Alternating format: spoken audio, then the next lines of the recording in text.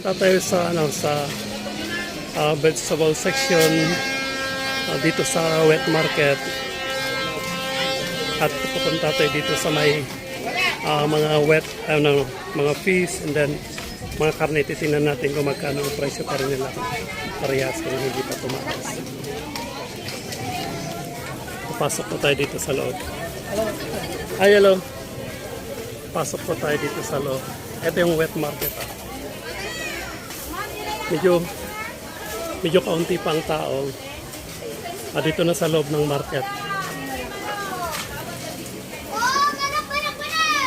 Kaunti pang tao.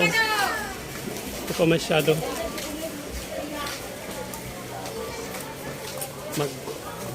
Tatanong lang tayo kung magkano ang presyo po. Ay, kahit sa loob pala may prutas din na nakaano dito.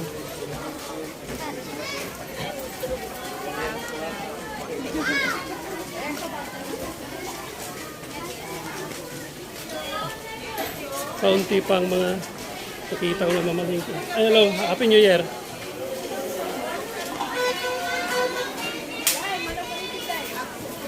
Alam mo yung presyo yung ano nila, presyo yung umbok at saka yung repolyo. Parehas pa rin hindi siya tumaas kasi talagang harvest season po kasi ng mga vegetable po nila tulad yung carrots. Ay yung beans hindi rin tumaas, parehas din. Oo, at saka kalamansi wala akong nakita ang presyo. Dito na yung mga vegetable section. Kamatis di ko alam.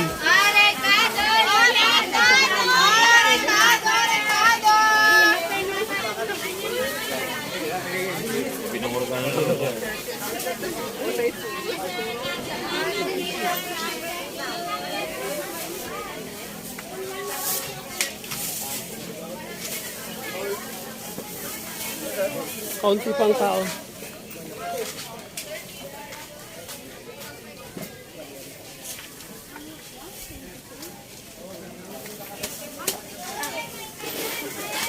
Punta tayo dito sa may fish section. Magtatanong tayo kung magkano nila. Dito sa may karnihan. Baka pa tayo dito sa may karnihan.